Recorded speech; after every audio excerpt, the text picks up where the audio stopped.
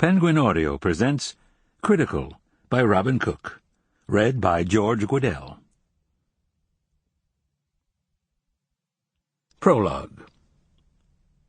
Within the course of a week, spanning March and April 2007, a serious, untoward event in the health of three strangers, two of whom lost their lives, was destined to impact the lives of hundreds, even thousands of people in a complicated web of causality. The victims had no premonition of their individual tragedies. Though they were all generally healthy married men of similar ages, they were engaged in totally different occupations, and each had absolutely no knowledge of the others, either socially or through business. One was a Caucasian physician who experienced a painful and debilitating athletic injury. The second, an African-American computer programmer who contracted a fulminant and rapidly fatal nosocomial postoperative infection.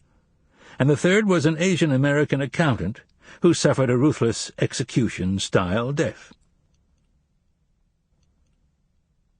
Like most people, Dr. Jack Stapleton never truly appreciated the anatomical and physiological marvel of his knees until they gave out on the evening of March 26, 2007.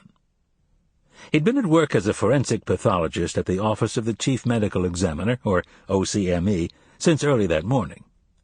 He'd commuted to and from the OCME on his beloved Cannondale mountain bike without once acknowledging the contributions of his knees.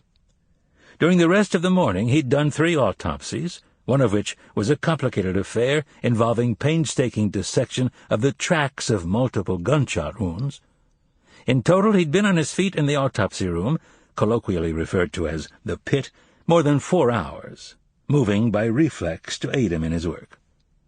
Never once did he think about his knees and the effort expended by their various ligaments, which faithfully maintained the integrity of the joints despite the considerable stresses placed on them, and by the menisci, which cushioned the substantial pressure exerted by the distal ends of the femurs or thigh bones on the tops of the tibias or shin bones. It was later, toward the end of one of Jack's almost nightly runs on the illuminated neighborhood basketball court, that disaster struck. To Jack's chagrin, he and several of the best players with whom he'd teamed up for the evening, including his friends Warren and Flash, had not won a single game, requiring them to sit out for frustratingly long periods of time before getting back in the action. As the evening dragged on, Jack didn't need Warren to remind him that he had been responsible for several of the losses by either missing easy shots or losing the ball, yet Warren ragged on him mercilessly. Jack couldn't say it wasn't deserved. At the end of one game, with the score tied, Jack had utterly embarrassed himself, losing the ball and ultimately the game by dribbling off his own foot. The real calamity occurred toward the end of the final game, when Jack took a long inbounds pass from Warren. With the final game again tied, and the next basket to determine the outcome, Jack was intent on redeeming himself. To his delight on what he hoped would be the final play, there was only one person between him and the basket. His name was Spit, in reference to one of his less endearing habits, but more important, from Jack's perspective, he was tall and lanky and hard put to keep up with Jack's quickness. "Money!" Warren called out from the opponent's end of the court, fully expecting Jack to leave Spit in the dust for an easy layup. After a convincing head fake to the left, augmented by a rapid cross dribble, Jack initiated a drive to his right. It began with his right leg lifting from the pavement and the right knee rapidly flexing and then extending. As soon as his foot slammed down and planted itself on the macadam, Jack twisted his torso to the left to go around Spit, who was still recovering from the head fake and the cross dribble.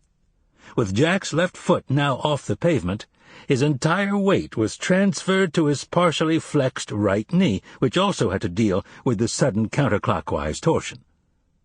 If Jack had stopped to calculate the forces acting on his 52-year-old knee, he might have thought twice about what he was asking his heretofore faithful anatomy to withstand.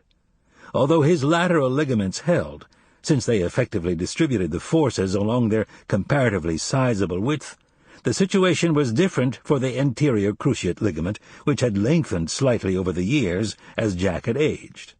Vainly, the relatively narrow band of tissue which... Sample complete. Ready to continue?